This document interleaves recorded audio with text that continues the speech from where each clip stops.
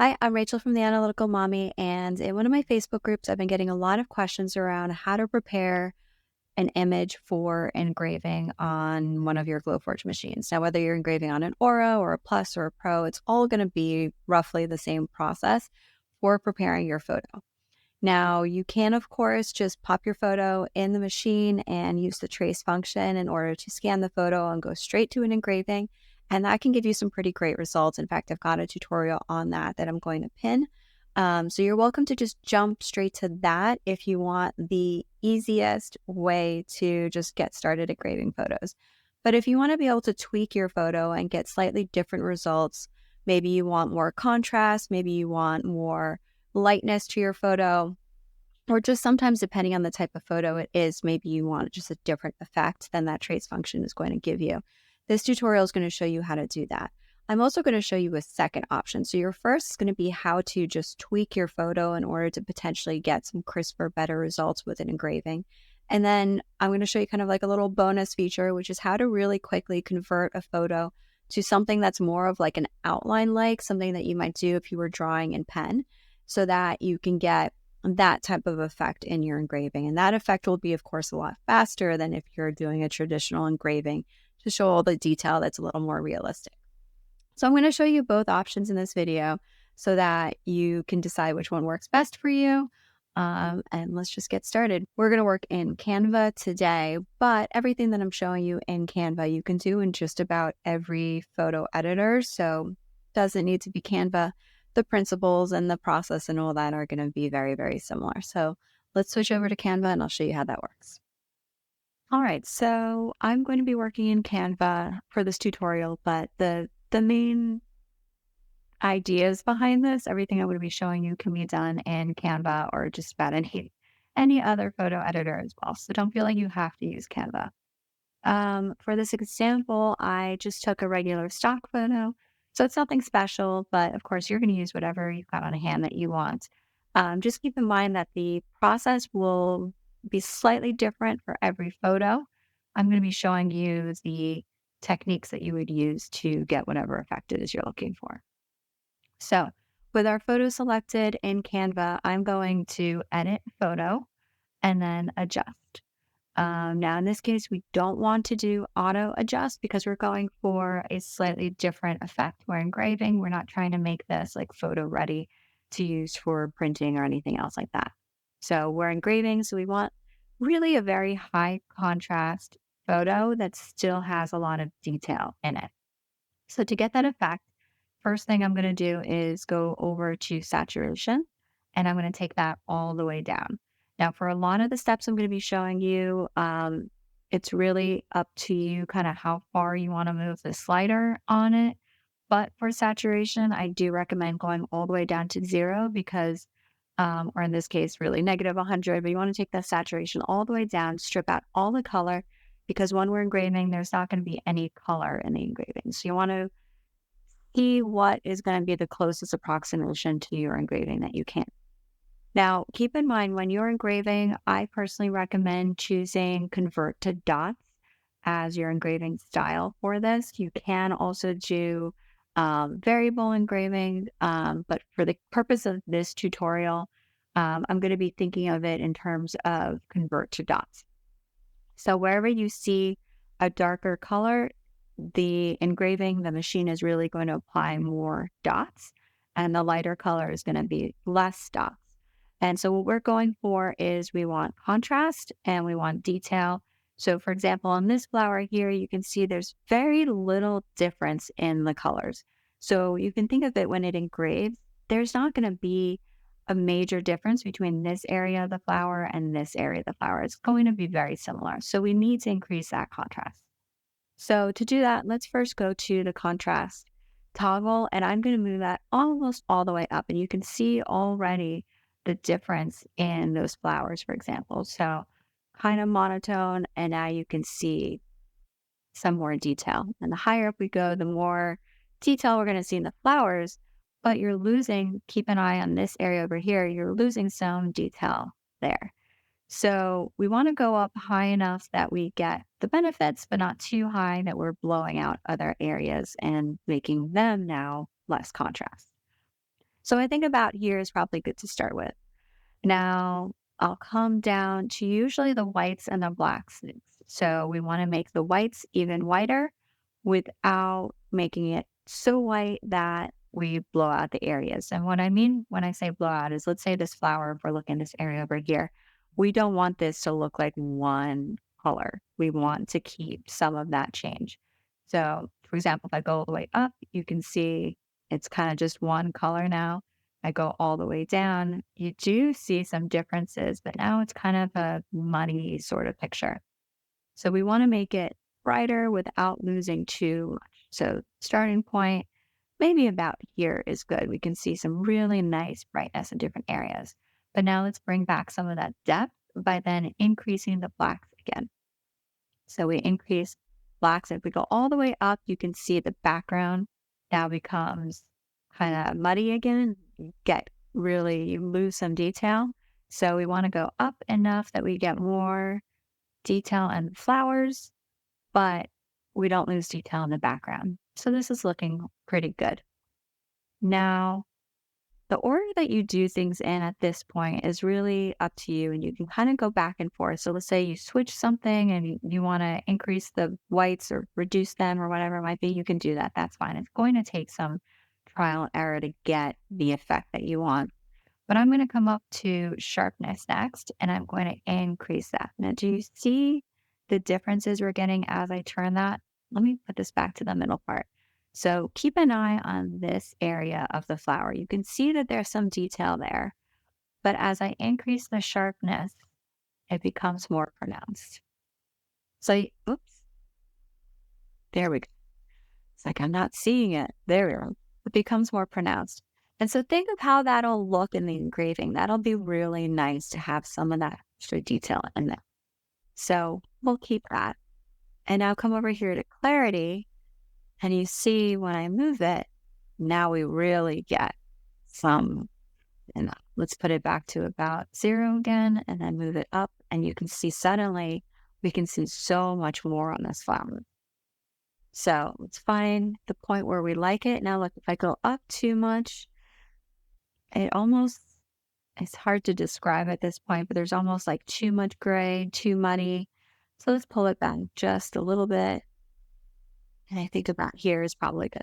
Now it's really up to you. This is kind of an artistic process. So whatever you think looks the best, go with. And it might take some trial and error once you actually print this out to see what it looks like and if you actually like it.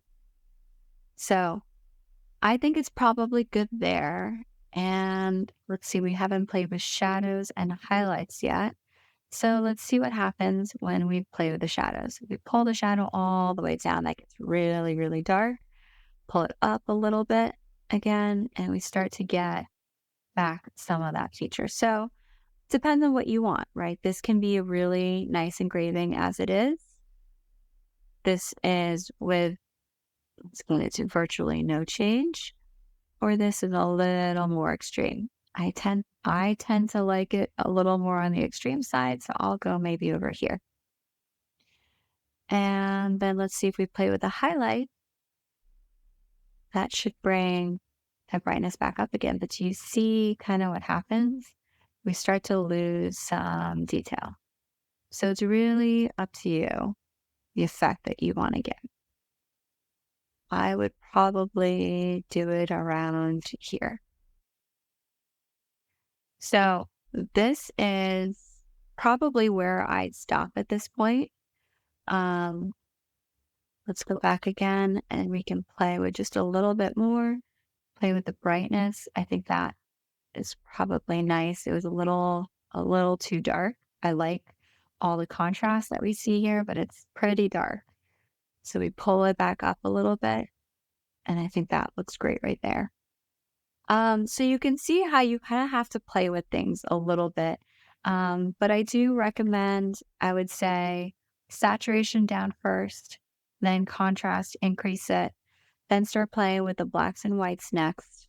I will usually then go on to sharpness and then play with the remainings, which is usually shadow and highlight from there. So there are quite a few things that are similar in what those toggles are doing. But you'll see as you play with it, I personally like to pull it like all the way up and then all the way down and kind of assess the changes that it's making in the photo and then decide where I want it from there. That's usually how I go about it. So I'm going to stick with this on this one. I'll engrave it and I'm going to show you what that looks like when it's done engraving. And now I'm going to switch over to another tool, just to kind of show you another sort of bonus option. I'm actually going to share two. The first is to go to this website. So I'm on pencilsketch.imageonline.co. You can see it up here. So this is the website that I'm on. There's lots of different websites for doing things like this. This happens to be one of the ones that I think produces some better effects. So as you can see here, they've converted this image here into basically a pencil drawing, which is very similar to the effect you're going to get naturally when you engrave. When you do this, though, you're going to eliminate a lot of the noise and extra detail that you may or may not want in your engraving. So it's totally up to you if this is the effect that you're looking for. This will engrave a lot faster than the other method.